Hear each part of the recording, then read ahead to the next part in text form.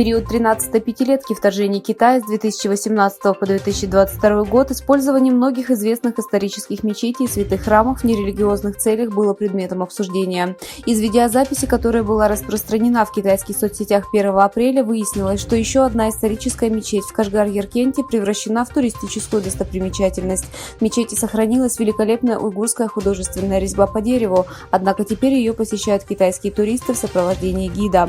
Историческая мечеть Джаме построена в 1873 году и расположенная в районе Камиал за молочным рынком в Иргинском районе древнего города Кашгар в Восточном Туркестане, больше не является местом богослужения для мусульман. Китайские власти объявили, что в первом квартале они достигли более 9 миллионов тонн добычи нефти и природного газа на Тарымском нефтяном месторождении, одном из самых важных нефтяных месторождений в Восточном Туркестане. Согласно новостям от 3 апреля 2023 года на сайте китайской сети Танредак, в этом году Управление нефти и сельского хозяйства поддерживало суточную добычу нефти на уровне 100 тысяч тонн, чтобы гарантировать энергоснабжение Китая, в то же время поддерживая высокий уровень циркуляции 100 миллионов кубометров при суточной добыче природного газа.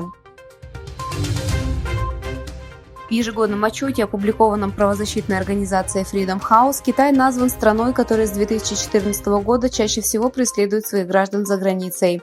Правозащитная организация Freedom House опубликовала свой ежегодный отчет с исследованием методов, которые используют страны по всему миру в отношении своих граждан, проживающих за границей.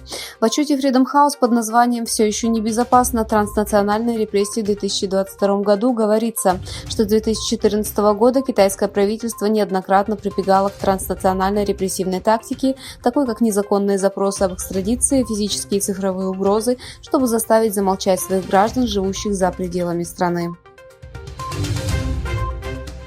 Проход военного корабля ВМС США вблизи островов в Южно-Китайском море, над которыми Китай планирует установить суверенитет, усилил напряженность в регионе.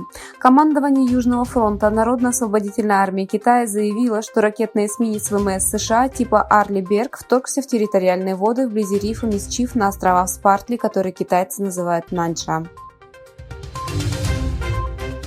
Tesla объявила в Твиттере в воскресенье, что откроет новую мегафабрику в Шанхае, способную производить 10 тысяч мегапакс в год.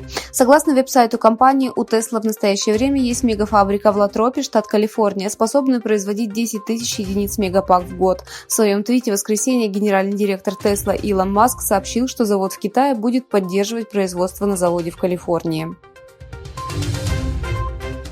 Президент США Джо Байден заявил, что планирует баллотироваться на президентских выборах 2024 года. Исследование, проведенное в Канаде, показало, что к 2033 году для выживания сельскохозяйственного сектора страны потребуется 30 тысяч новых фермеров.